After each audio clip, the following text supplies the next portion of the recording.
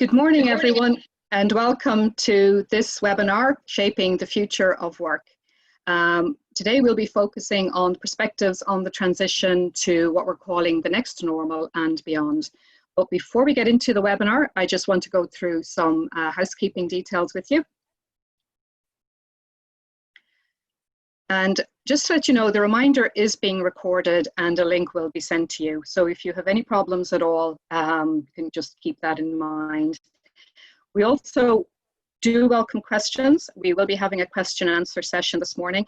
So please use the Q&A box to submit questions, your feedback, and also if you are having any technical issues. We're on social media as well this morning. You can see the details there for tweeting and also our LinkedIn page. So just to welcome you, my name is Marion Curry and I'm an advisor with Business in the Community Ireland, and I also lead on the Worker of the Future subgroup. Just to give you a little bit of background on the Worker of the Future subgroup. This group is part of the overall Leaders Group on Sustainability in Business in the Community, and this is a coalition of companies who have received the Business Working Responsibly mark and are really striving to make the business sector in Ireland more sustainable by sharing best practice and also creating new ways of working and doing business.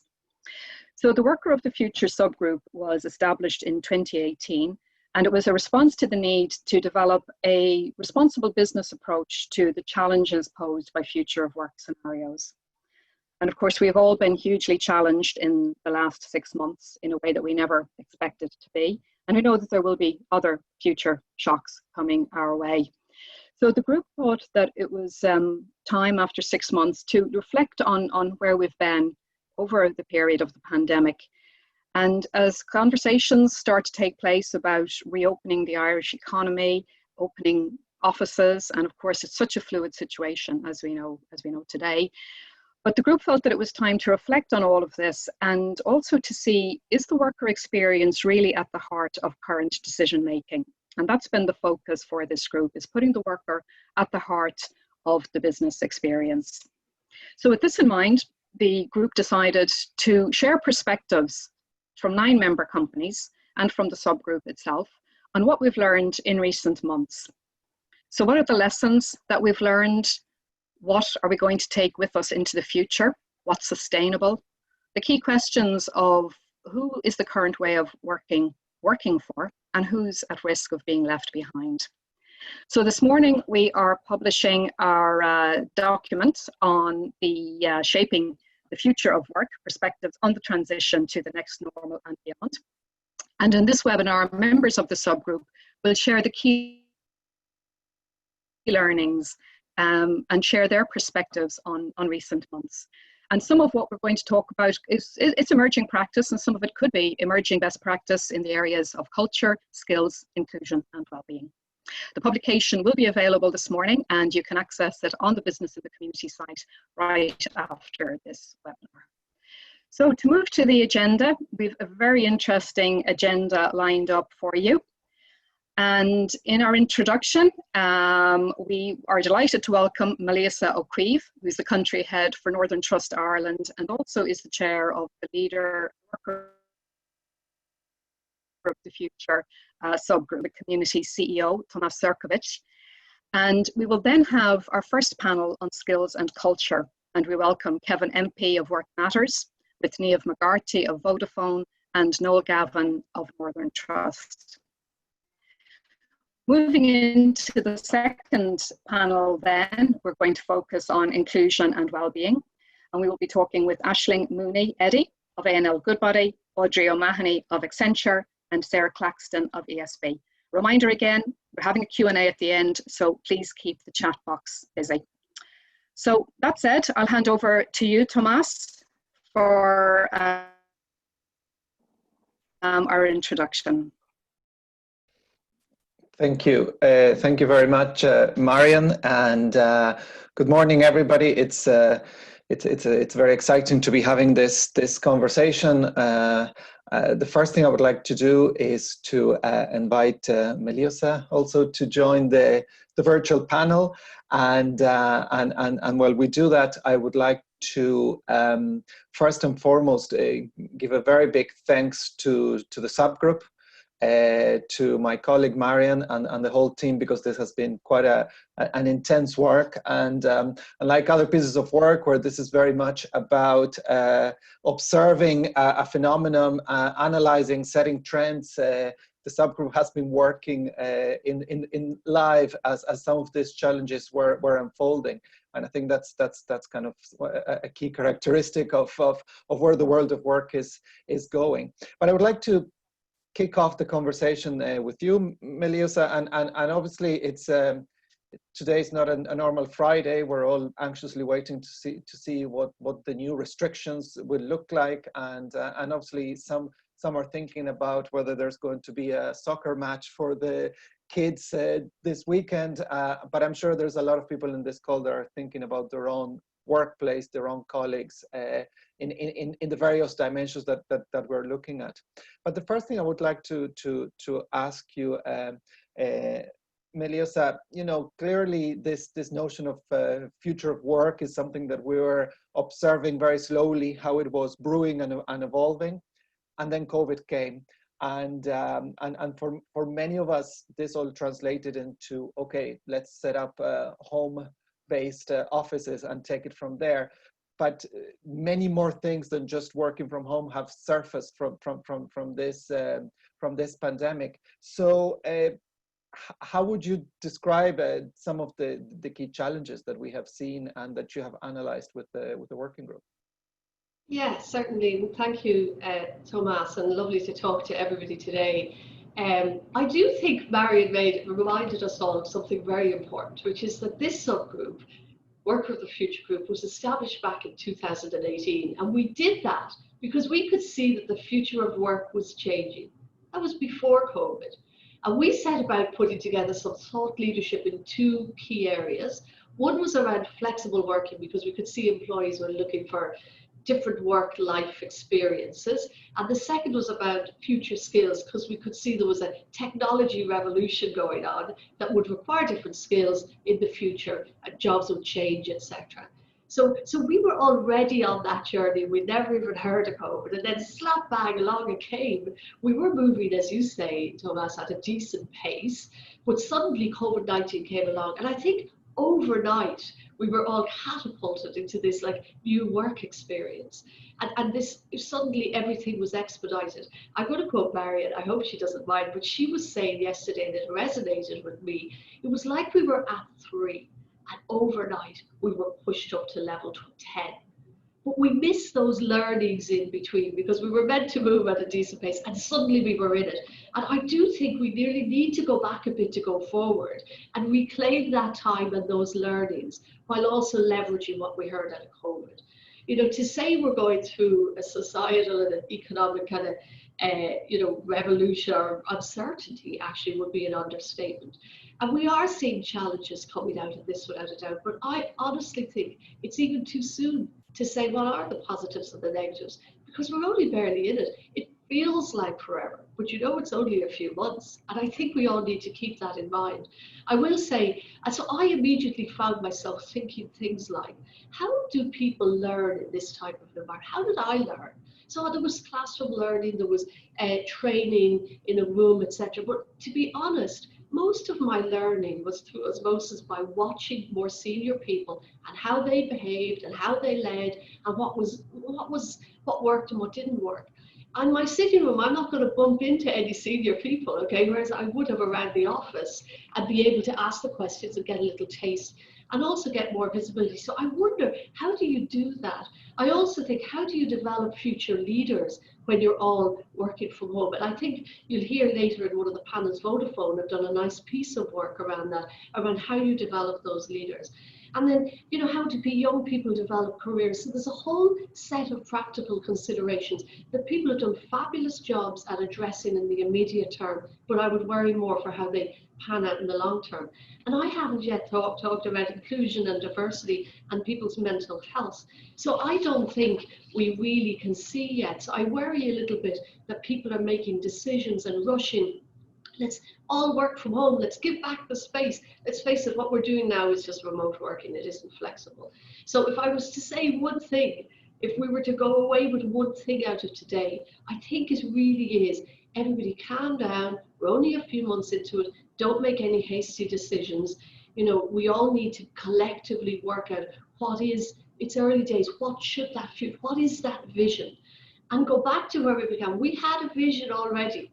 So we should learn out of COVID, but not let it sabotage our vision that we were heading towards anyway. Does that help? Absolutely, no, and indeed it's interesting because the publication that we're launching today, I had a chance to go through it, and it's a great collective sort of kaleidoscope of perspectives. I think we're very careful in using the word best practice, and I think that's what we think is the best contribution. You know, this is contributing to some of the debates that companies are having internally. So obviously, Melíosa, you're the country lead for quite a large operation in Northern Trust, multiple sites, different complex operations. So you as the leader, what sort of are sort of the key learnings so far from navigating this journey that you're taking with you in terms of how you've built your own resilience? But I thought it's interesting, one of the stories or the perspectives we present talks about the CEOs becoming overnight the chief empathy officers, which I thought it's a really nice picture.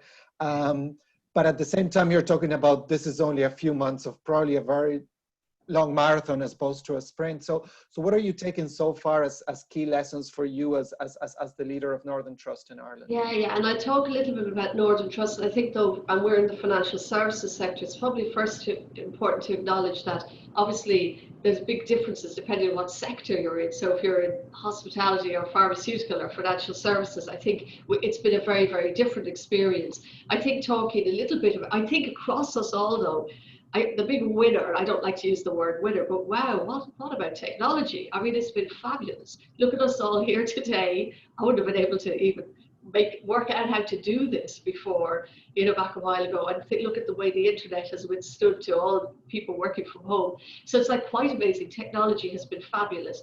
But for me, I've been utterly overwhelmed by how well at Northern Trust our teams have pulled together. So we had work to do, we had clients to service, we remember reminding people's valuable money.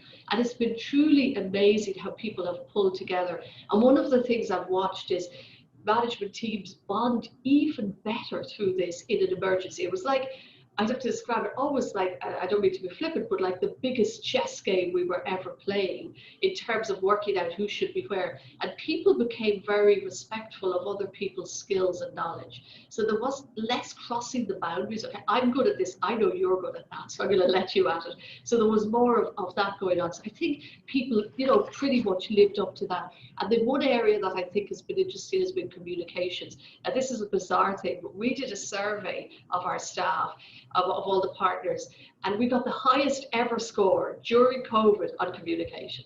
That's just like completely counterintuitive. So everybody goes home and we suddenly are better at communication. But I think people more actively, and it's back to your point about the empathy and the understanding. I think we put more effort into that important area, things that we mightn't have always been doing.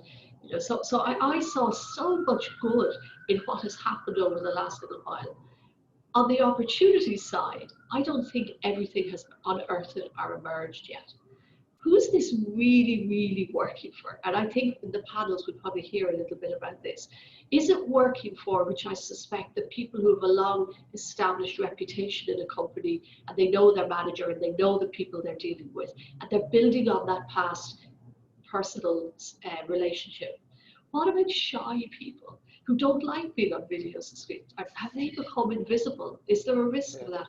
In the job market, what about all the work around inclusion? Is that continuing? Is it harder in this type of an environment? These things will not fix themselves. We have to consciously look at them. So, and that's going to take a lot. And I think you'll hear a good bit about that in the panel around some of the things that we thought on that.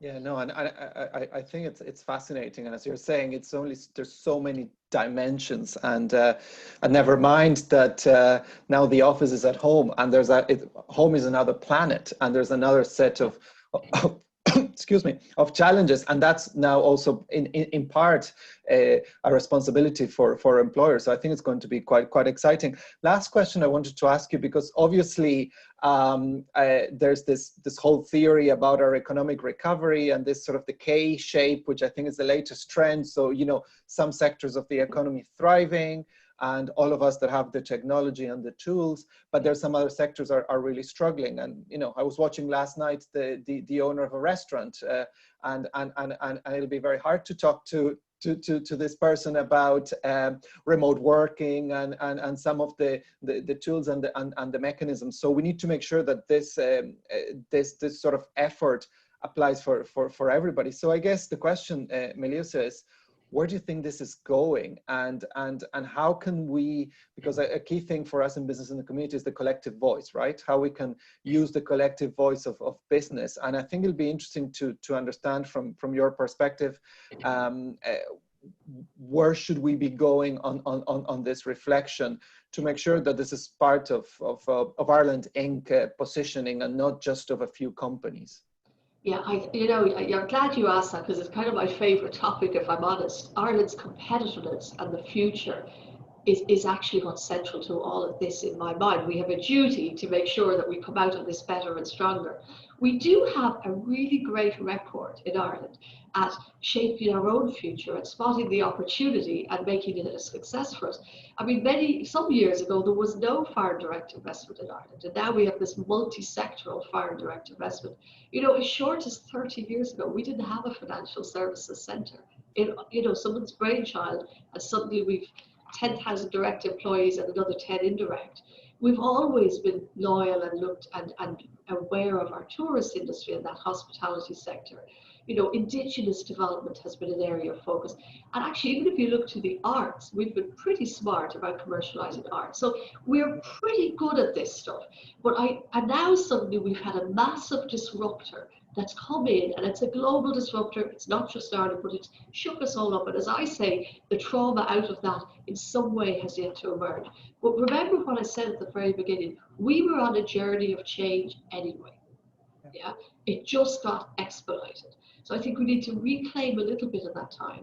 But the only way we will actually end up with Ireland's competitiveness position improving and surviving out of this is if all the companies on this webinar and all the companies across Ireland join forces together and we listen to each other. I just think that is so important, that we listen to people, we listen to each other. If this industry is thriving, but this industry is struggling, let's get the people, reskill them and get them over to where we can.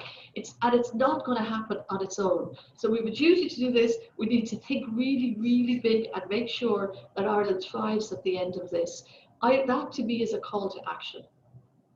I think business in the community can really help on that one, but anyway, they're my thoughts. Fantastic. No, I like calls to action, and I love that you mentioned competitiveness, because at the end of the day, and also the picture of coming out of this stronger, when at the moment we're just thinking about the next 3 weeks. So I think we should leave it here. Melíosa, I would like to thank you again for your leadership of this group, and I'll hand over back to Marian to take us through the detail, and we'll come back for the Q&A. So thank you very much, and looking forward to the rest of the session.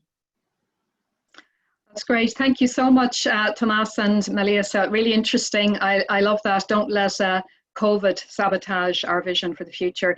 And now I'd like to welcome our first panel, which is Kevin Empey with WorkMatters, Managing Director of WorkMatters, Niamh McGarty, Talent and Development in Vodafone Ireland, and Noel Gavin, Learning and Development in Northern Trust.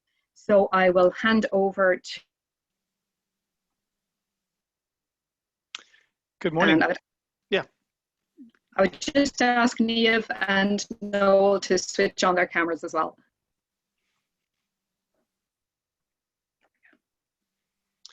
Great. Good morning, everybody.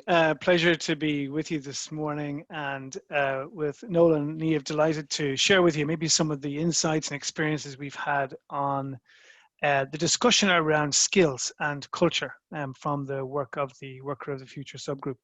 But as Marion just said a few minutes ago, the worker has been at the center of our thoughts in some of these areas. And so before we kick off the discussion, we thought we'd just play a quick video clip for you. And this is coming, little insights, Vox Pop, from workers and employees themselves, talking about their experiences over recent months and indeed their hopes for the future in terms of work and working life. So maybe, Lorraine, if you could roll it there, we'll switch into that and have that. And please give me your thoughts about this video on the chat as well, if you wish, what strikes you. Been incredibly pleasant. I've felt supported by the Central Bank of Ireland. The project I've been working on is basically providing work from home equipment for our colleagues across the country and even abroad as well. So there's been it's been good. It's felt very supportive. So the last few months for me have been challenging, but it forced me to adapt to the current circumstances. Well, I've been very lucky because I have my own workspace here at home and my privacy. And I also haven't had to commute. So my word to describe my experience would be work-life balance. I basically have invested all that time in commuting and taken it back and invested on myself and on my well-being. I think this time has really tested my resilience and certainly reinforced the importance of effective communication. As humans, we're all social creatures. We need that human interaction and collaboration. It's important for our health and well-being. So the ideal office of the future would be a combination of maybe 3 days working from home and 2 days working in the office. My hopes for the future is that virtual working remains as a valid option for anyone who wish, because it wasn't possible in the past and it's a better option for some people. I think that we've shown the world that we can make it, that work from home is possible and it can be successful. I really hope that the benefits of work from home are realized and the work culture as well as the workplace evolves to support both kind of work styles so that people can choose to have a tailored work-life balance. I hope employers have seen the value of flexible working and that it becomes a legacy of this period.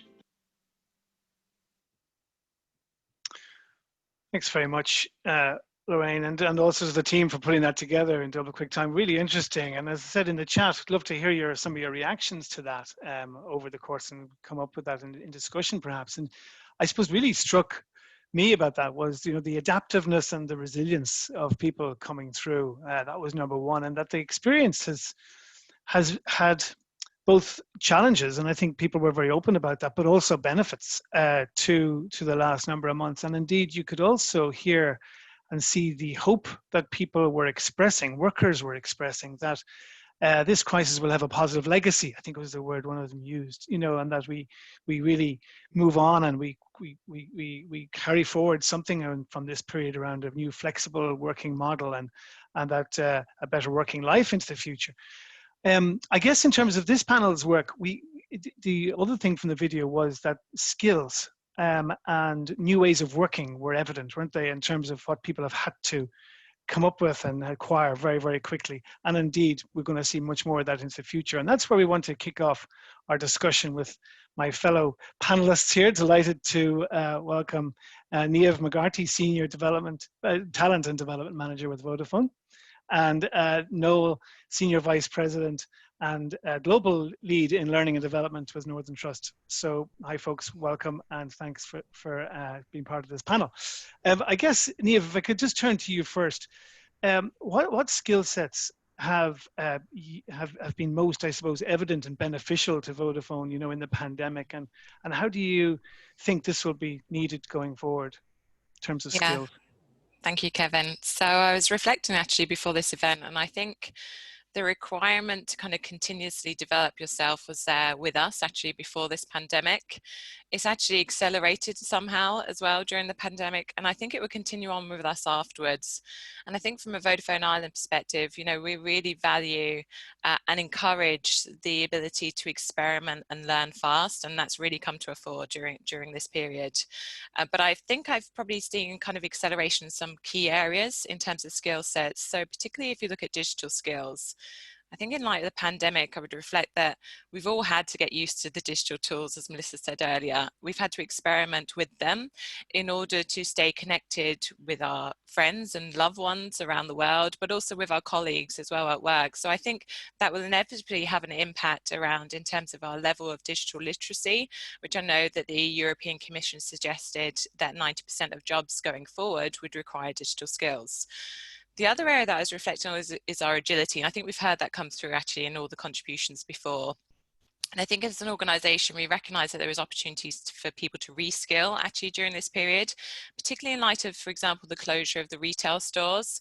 We focused on reskilling some of our colleagues to also be able to offer bold chat so we can continue on with our customer experience during that period as well. So I think that's provided opportunities for people to really consider what are the areas potentially I could be reskilled in going forward as well. And I think ultimately what we've really seen come to a fore is kind of softer skills, which we refer to as transversal skills, which are agnostic to your job type, but enable you to be more agile as an individual in an organization. So we're lucky enough that actually at the beginning of the year we conducted a survey with our people managers, particularly looking at our future skills for the future and focusing on this area. And some of the areas that we really seen come through in those results around critical thinking, complex problem solving, creativity. And actually during the pandemic, those were the skills that we really relied on as well, in addition to obviously the functional skills. And I think that has enabled our agility to respond to a completely new way of working. And actually we've seen curiosity as a result of that. So I think, you know, during the period we launched a launchpad idea to come up with lots of ideas as to how we could try new things, etc. We were overwhelmed actually by the amount of response. So I think it's opened a different level of curiosity as well. And so our ability to be agile and to experiment as an organization actually, and other organizations as well, I think has really come to a fore and will continue to be something that will really help companies. And you also mentioned, and it's a case study actually in the paper, Melíosa mentioned it too, about Vodafone's monthly, I like the title, Leaders of the Future Today development series. Can you tell us a bit about that and maybe, you know, your thoughts about the leadership skills required for the future that you're learning and you're seeing now? Yeah, so I think, you know, we've always recognised the important roles that our leaders have to play in the organisation to provide a level of connectivity to our purpose, to our culture, and also just a general work experience as well when they're at work. And I think looking back, actually, I was reflecting as well, we launched our purpose as an organisation a couple of years ago. And also in December last year, we launched our refreshed culture, our values and our behaviours, which we call our spirit of Vodafone. It's the way that we work at Vodafone. And actually, in hindsight, they were fantastic foundations to have in place actually for this pandemic. And that's really enabled people to treat them as a North Star to help guide decision making as to how we respond to our customers, but also how we respond to our people as well. And so like many other organizations, health and safety was our #1 priority. But that required a kind of different type of skill set actually for our leaders, particularly in a time where there was such a lack of certainty that they needed to provide the support, they needed to provide a level of empathy to everybody's individual circumstances. And really we identified as a company an opportunity to quickly respond to that and to help provide our leaders with support during that period, particularly focusing on those types of skills. So probably at the beginning, we really focused on how you lead your team through uncertainty, how you can lead them through our purpose, which is kind of providing them with a level of fulfillment as well whilst they're at work, but also how we can lead with our spirit. So our spirit of Vodafone, the behaviours that we really want to reinforce. So we set up actually at the very beginning a weekly, as you said, Leaders of the Future Today, which we call the Loft in shorthand. So we had weekly sessions, real active sponsorship from our Chief Executive, Anne O'Leary. She came and she was very humble and actually shared her personal experiences of COVID as well. So that creates a level of psychological safety and trust, which we recognise as key skills that we need as well going forward. But also we provided our leaders an opportunity to collaborate, go into breakout groups, share experiences, learn from each other, and collaboration, I think I heard referred to by somebody earlier, as also one of the key skills of the future. But we recognised this wasn't just in response to COVID. We took the opportunity to think about what are the skills that we require for the future as leaders. And actually we started to build these into our weekly sessions, which are now moved to monthly. And these are really actually, how do we lead with humility?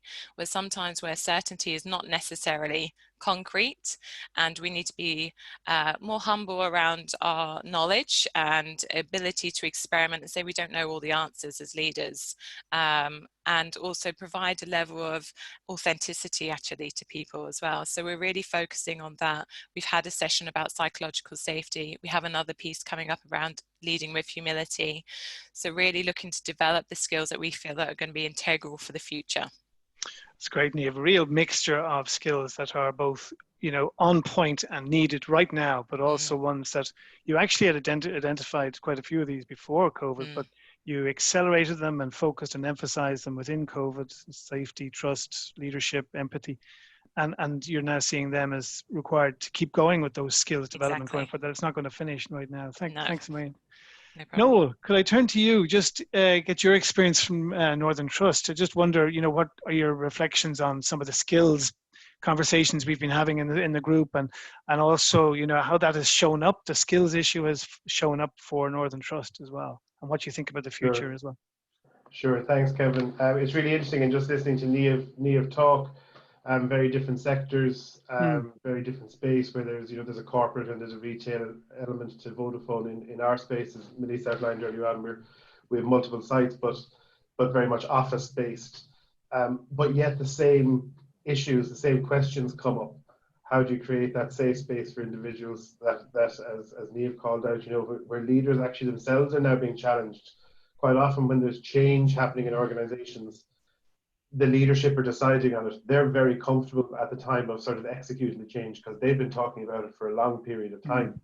Whereas now in this COVID environment, yes, and I would agree absolutely with what everybody said so far.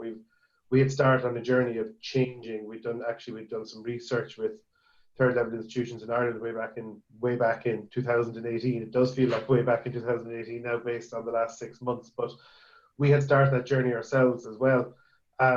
But all of a sudden, the speedometer just went up to 100, and it was now everybody had to adapt and change. And I think that point about leadership is an interesting one, because everybody was now at the same. Oh, hang on a second, what's happening? I'm picking up a laptop and I'm going home. And even from my own personal experience, it was a real stretch on some of the skills that were underlying and were occasionally pulled on. And now it was, you need to absolutely bring those skills to the fore. And so what we saw, and we've always had a learning culture in Northern, we've been very lucky, it's very much corporate driven, it's very much supported. But the type of learning that people were seeking, as you'd expect in those early days, it was virtual, how to run a virtual team, how to run a virtual meeting, how to run a virtual organization, things like that. And that was sort of this core need very quickly. But after a couple of weeks and months that settled back, and actually those transversal skills that Niamh talked about, all of a sudden it was like, I need more of it, please. Give me support around communication, influencing, even leadership itself, the core question of leadership, because now people were being challenged and almost sort of they had to think to themselves, this isn't working. Just because I used to be able to walk across a floor, and as I was walking and talking and things were happening, that's all gone. Yeah. Now I need to think differently. And I know Melíosa and I actually had this conversation quite early on. Just the idea of being able to walk through a floor, through a building, meant you interacted with, by the end of Friday at 5 o'clock, hundreds of different people in our organization. Whether it was just a nod and how are you at the canteen getting a cup of tea or on the elevator. But that interaction happened. Now all of a sudden, and we actually did a kind of a bit of a mini exercise. I scanned my calendar. I maybe interacted with 30 people in that 1 week. If we discounted all staff and discounted those things that were sort of too big to be considered really a genuine personal interaction, it had reduced to this really small number. And so I think those skills came really to the fore. The other thing that I think that jumps out, Kevin, and sometimes we don't really think about this, but for those of us who are hanging around learning as long as you'll all be sort of familiar with that 70-20-10 concept of 70% of learning happens by just sitting in the middle of it. You witness a phone call, you see how one manager speaks to another, you understand how the client is spoken to by your team leader. That sort of osmosis. The 20% then being that sort of social interaction, whether it's mentoring, whether it's that one-to-one relationship with your manager, team leader. And then that formal 10% in the classroom or structured learning of some description. That whole 70-20-10 has worked and has been there for decades. the concept of it, I think it's being flipped. The 70% has just evaporated. You know, I don't know if you could put a quant's number against it, but it's just gone. It's changing, The 20% most probably has expanded. People are reaching out to their network, their existing network. Now that raises a different question. How do I create a new network? But I'm stretching out to my current network now and relying on them and looking for support in that traditional 20% social mentoring bucket. The 10% formal has gone through the roof. Yeah. To what extent and how quickly we've been able to respond and reply to that, both within Northern but more generally across the industry, that will vary, I think, function to function and organisation and sector to sector. But I think by and large, the sentiment that Niamh talked about in Vodafone, the experience of Vodafone, I think if you step back from the sector and say, yes, these are the actual problems at a sectoral level, and some of them are immense and some of them are not so immense when it comes to things like livelihoods being impacted and, you know, obviously the hospitality sector, we hear about it all the time. But if we step back from that level, actually the questions that you're asking, how do I engage my organization? How do I engage my client base? How do I maintain the culture that I think we have here? What skills do I need to reinforce? They're actually the same questions for any leadership team and for any individual. Do you know what's, I mean, time's against us, I'm afraid, in terms of discussion, but what's really striking from both your discussions on skills, that's where we started the discussion, skills, and we got into the leadership skills as well as the employee worker skills. But what you've been actually talking about too is a very deliberate shift in culture or an expression of the culture that you're trying to create. And that's another big topic that came up in the Worker of the Future subgroup, wasn't it?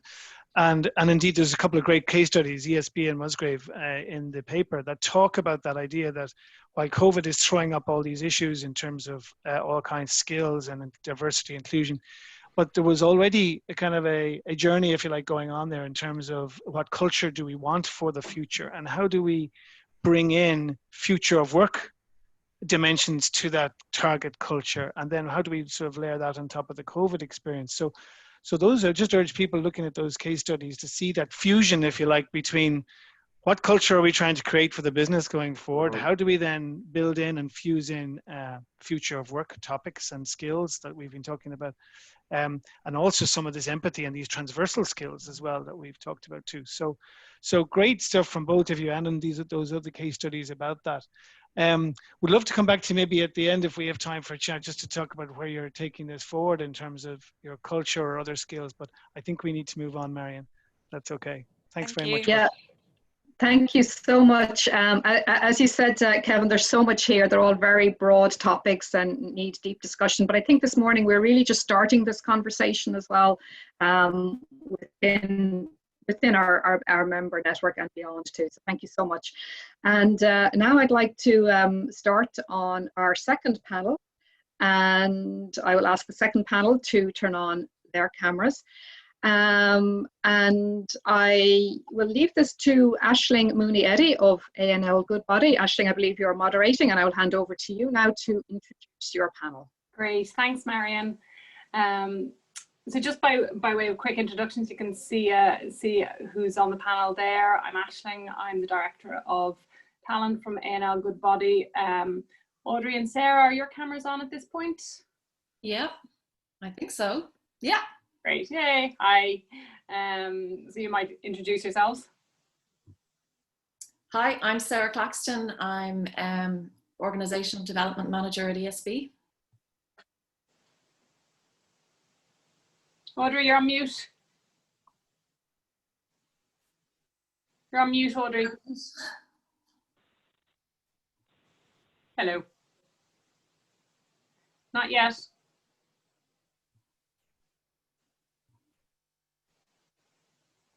Nope. A technical malfunction. Okay. Well, I might kick it off while Audrey's working on the technology side of there. So we were just going to talk to you for a couple of minutes around well-being and inclusion. I really loved the video there that was just shown beforehand, and Sarah and the team in ESB put that together for us. But it really showed the positivity that a lot of people have experienced as a result of the changes that we've all been forced to experience over the last 6 months. But it hasn't all been positive for everyone. And also I think a lot of the positivity hasn't been just created individually. There's been a lot of work from firms and organisations as well that has gone into that. And we want to talk a little bit about the wellbeing and inclusion side. Wellbeing is a topic that is talked about very frequently. But in the context of the pandemic and where we are there now, it's even more important. Audrey, is your sound back on? Trying to. There you are. Figure. We can hear you. We can hear Audrey. Can you? Yeah. You can hear me? Yeah. Great. I said, I know we're about to talk about health and well-being, and I have to say my own well-being at times over the course of this remote working experience has been very tested due to software technology shifts in my broadband. But delighted to be with you. Sorry, Aisling, for the delay of coming on. No, that's great, Audrey. But jumping into us, talking about well-being, why is it so important for organisations? Particularly, why is it so important now? Yeah, sure. And I'll start maybe just by saying good morning, everybody. So I missed my introduction slot. I'm Audrey, and I'm a managing director in Accenture, where I lead our talent and organisation practice. And that's the part of our business where we help our clients, unlock human potential. And as you can imagine, I suppose, when the crisis hit, certainly in those initial number of months, and indeed now, all of the work that we've been doing has been somewhat elevated. And absolutely, this very conversation around how do we mind our people, I think has been elevated to just a completely different level. And actually, you asked me why. I mean, I think there's a couple of reasons. I think there's probably several reasons, but maybe if I could distill them down to three. I think the first is the very nature of the pandemic. It's a health crisis, and it has created, I think, a level of, vulnerability and fear in society. Just the very nature of it in terms of people becoming ill and, in awful case scenarios, people dying from COVID-19. And I think, therefore, it has created this really strong sense of we're all human beings working together through this shared experience, and where we all kind of socialise and engage. So much of our time is in work. And I think the fact that we care for each other so much, I think, is very real. And I think in a remote context, it's really hard to do that because the social capital, if you like, that we get from the office just isn't there. And that's why I think there's a real scratching our heads. We can't all look at each other and put our arms around each other, literally in that sense, and mind each other. And so we have to think about how do we mind each other differently. I think the other reason is that increasingly, and I think this was a trend that we would have really seen in Accenture globally, actually, around organizations coming to terms with the fact that as leaders, they have a much bigger responsibility than just returning value to shareholders. The pandemic aside, I think humanity is sort of facing a number of really, really significant challenges, whether that's the environment, whether that's social and political and economic conditions, that sense of responsibility and trying to make the world a better place. I think we've seen that agenda really come up to the top of a C-suite agenda, and that sense of responsibility, leaders knowing that now actually, society and our consumers are demanding us to be different. And I think, COVID and the nature of it has meant that there is this moment, I think, for employers to live their values and their purpose. It's a really interesting moment, I think, for organizations and employers to demonstrate that and to demonstrate what they really stand for. And so I think thinking about your people and that sense of responsibility again has been elevated. And then I think the final reason, or certainly a very significant part of the answer around why it matters, is because we know, and if I think about the work that I do in Accenture, we spend so much of our time using data to help our clients make the right decisions and to make the right decisions around where they invest in their people. And if you think about what the data is telling us, we know that organizations where people feel good, I think, Niamh used the word psychological safety, where organizations where people feel included and where they feel safe and where they feel that they can be themselves and where they feel minded, that's when we know they are more engaged workers. I think all of the empirical evidence, bears out around that right around the world. And if employees are more engaged, then it absolutely stands to reason that they are more productive. So even if you are coming at this whole, the reasons, if you like, why, most of us, I think, will lean on the side of it's important because as humans, we all like to look after each other. But I would think we can sort of reinforce all the business cases around investing in well-being is because we know investing in our people absolutely drives better business outcomes. And I think we're at that moment now where organizations, I think, are thinking about that investment and thinking about their people in those terms. Yeah, I suppose as we've talked about this as a group, we recognize, coming from lots of different companies and organizations, that minding your people can be very different depending on where you are. So for some, it is literally physically minding them, making sure that they are physically and mentally safe in a work environment, whether they're on the front line or they're in a business that's an essential service and they're attending it. And also there's the increased complexity around kind of the very human feel, as you talked about, Audrey, and how people are experiencing that in a different way. And particularly when you're in a remote environment, not being able to reach out to people, as you talk about not being able to give somebody a hug and say, how are you doing, is quite challenging. I think I was quite jealous of Sarah and ESB in that they had already started a big piece of work on remote working. I think it was called smart working prior to COVID, and it started to look at making sure that there was regional diversity and the people's access to good jobs wasn't limited by the physical location from which they lived in. Audrey, I know it was pre-COVID that this is a project that ESB worked on. What was the driver behind that, and what impacts have you seen to date? Oh, Sarah. Yeah, actually really interesting listening to everybody. And actually, I think when you're listening to everybody, you're thinking about your own journey throughout this. And I think many companies have shared the same experience from, pandemic shock, safety, well-being and that. But yeah, we had started a particular journey just before around smart working, but it was an overall culture change. It was an area of our culture that we really identified as something that needed to change in terms of our attitudes towards remote and flexible working. So it was really coming out of, a need in terms of diversity and inclusion, or inclusion and diversity, whichever way you want to look at that.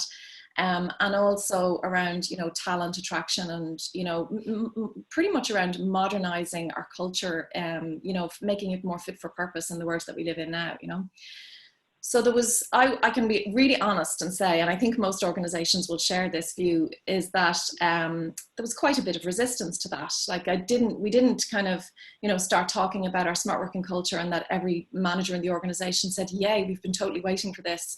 That was not the case. And it looked like it was going to have to be a really hard burn. But just one of the things before COVID that really stood out to me in terms of data, it's a good idea to kind of look at data around this stuff. EY actually ran, I think it's called their In Motion survey, where they ask about lots of different D&I indicators. And one of the questions that they asked was about, availability of policy. So do you have policies that make remote working accessible to people? And a whopping 74%, I think it was, or 71 or 74% of people, of organizations surveyed said, yes, they have that. But then the second question below that was, are you training managers to actually implement that?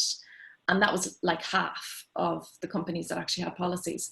And I think that really points to the fact that, a policy or a kind of an intent in terms of remote and flexible working, or smart working as we've called it, it has to really be followed through with big cultural change, tone from the top, manager behaviors, training and helping to develop managers, to actually work in a different way and lead in a different way.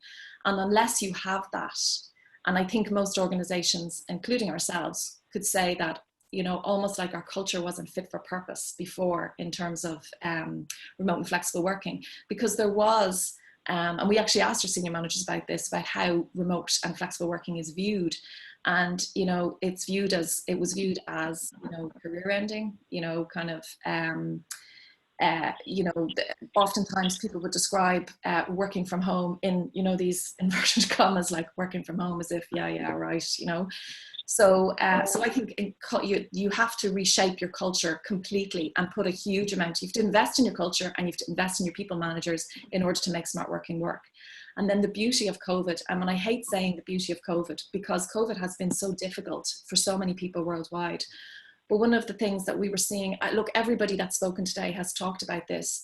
I use the term silver learnings because every cloud has a silver lining, you know. And in the case of COVID, it has been this enormous accelerator of change. And what we effectively did from a culture perspective was we jumped on that change wave and we got stuck into, okay, let's learn from what we're doing at the moment. Let's capture it, let's bottle it, whatever we have to do. But let's be very, very clear that what we're doing at the moment, how we're all, you know, in enforced remote working is not smart working. No organization would choose to work in this way.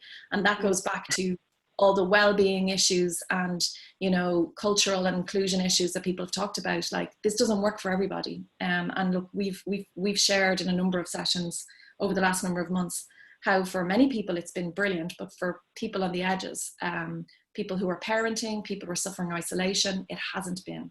So the ultimate mark at the end of the day is not this, but there is huge learning in this. So we've been, I suppose COVID has been great in the sense that we've got to, you know, maybe bring out some of the issues with our culture before COVID that maybe were barriers to this. So, you know, like long hours culture in the office, you know, the power structures that were in terms of if you're in the meeting, you're in the meeting. If you're remote, you're not really. You're having a different experience entirely, like, you know. So, so I think what we're working on now, what we've put in place, our policy we have, and actually now that we're doing this like really substantially, it's huge. There is so much work involved in it, you know. We've got a cross-company business group working. There's a lot of people who are thoroughly engaged in this. There's a whole program. So it's not easy. It's not easy just to, you can just put the policy and it won't work. But actually, you have to follow through with a real, you know, change, you know, leadership development, management development, all of that, and a really strong communications and engagement around it. So, so culture in the past was very much around those power structures and, you know, office and that. COVID has kind of blown that, disintegrated that. But what we need to make sure is that we don't go back. So the big thing is around, you know, virtual first and, you know, having other kind of cultural indicators in the future that will actually make this work. Because we know that this is really, really important from an inclusion perspective. Not the enforced remote working that we have been doing, but that ability to be flexible, that ability to mix it up in the office, at home or wherever, and also in terms of people who want to completely be remote, you know, work in different communities for, you know, teams that are based in cities or whatever else. So the opportunity is huge in this, you know, and in that context, COVID has been this enormous accelerator and an opportunity to learn, you know. Yeah. In the context of looking at culture, I think one of the things that maybe was lost at the very beginning of the pandemic for us as a firm, but I know very broadly, was we all became quite insular, looking at protecting ourselves, protecting all our staff, protecting clients. But that's not exactly who we are. And certainly from an ALG perspective, corporate responsibility is something that's really core to how we engage with each other and how we have engagement. And giving back to our community is really important. And so for us, once we kind of got out of the haze of you know, getting remote working, we began to reach out, our corporate responsibility team, Sinead and Claire, started to reach out to our partners to help to see what could we do to help others. And I think initially we felt that would be very limited in a virtual capacity, but the reality of it was that ways to continue to contribute in our programs that never would have crossed our minds previously. And it has allowed our staff to enjoy the volunteering opportunities, to get that sense of, I've done something for someone else. It's bigger than just my space. And it also helped us to come together in that. And I know both Accenture and ESB have had similar experiences. Yeah. So I think, like, I was interested to hear about the journeys that people were talking about, because I think it has been similar for everybody. So initially it was health, it was pandemic shock, oh my God. Mobilizing your people out was all about, you know, technically getting them set up to work remotely. In ESB we had, you know, also power stations and you know, network technicians on the front line. So how do we make sure we keep them safe? So new PPE regimes, you know, island shifts so that people are interacting less with each other. So all around that safety bit.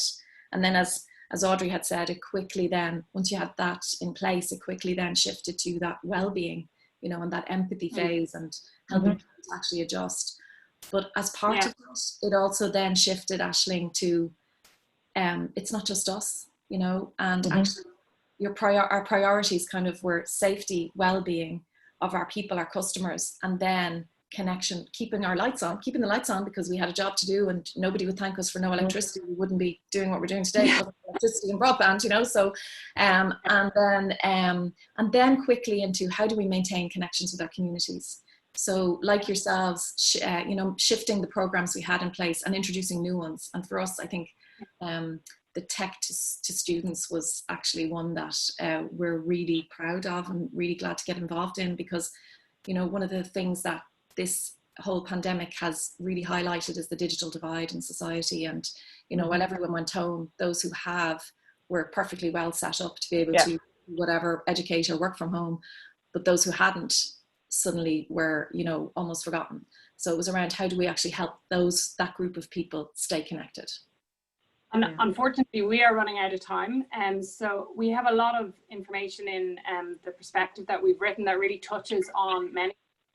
I know, just take one more minute, Audrey, we particularly talked around the gender side, just to highlight that to people about, you know, some things to watch out for there. What is the research showing there? Yeah, we talked about this in the working group a lot, and I think the idea of inclusivity, I think a lot of leaders now really examining what that means for them. A little bit related to the points that I talked about earlier in terms of responsible leadership.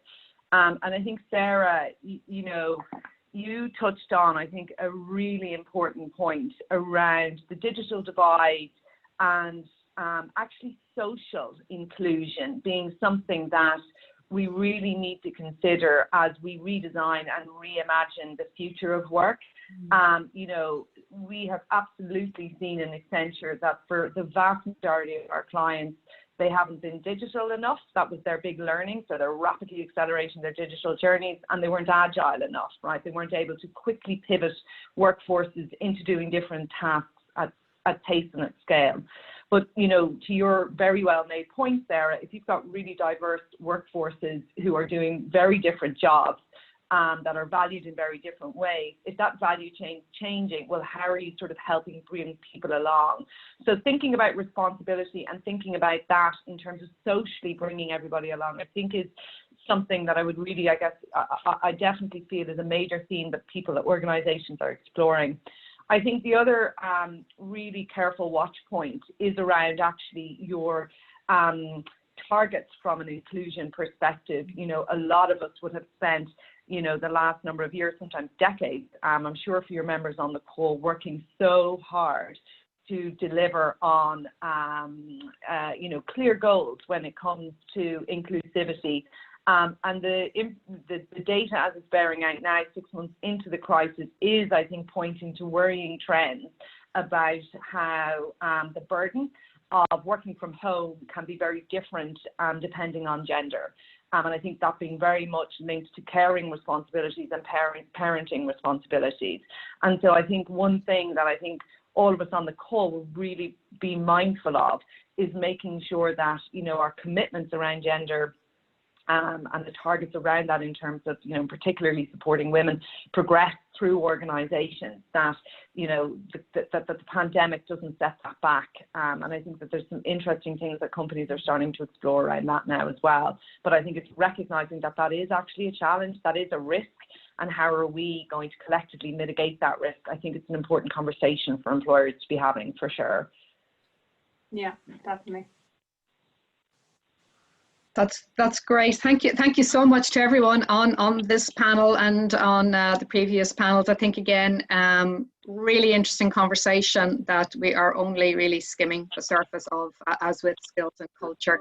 So we have actually run out of time. We do have some questions in the chat box, which we will address following the webinar. Just to emphasize again that all of the speakers here this morning have participated and contributed to our publication on the website on shaping the future of work. And it's, I think it's really interesting to hear what companies are doing, and thanks to everyone for the sharing. And I think it just leaves for me now to maybe run through the next upcoming events to get maybe everyone back on screen again, and just to say thank you to all of our participants this morning. Upcoming webinar dates, just for your calendars: 24th of September, we have a members event, Sustainability and the Role of the Board. That's a webinar from 11 to 12 on the 24th. Between the 13th rather and the 15th of October, then we start our Beyond the Rhetoric series. From 11 to 12 on each of those days, we will have 1-hour webinars featuring international speakers, and how we will address environmental, social and governance issues. We will be issuing the invitations shortly. So on that note, again, we are out of time, and but let's keep the conversation going. There is so much happening in this space now. We're in a very fluid situation in terms of the way we're working. Our Work of the Future subgroup will be focusing now on the next phase of our work. So if you have any contributions or thoughts on that, then please do let us know. And again, a very big thank you to all of our participants and to everybody on the webinar this morning. Thank you very much. Bye-bye now.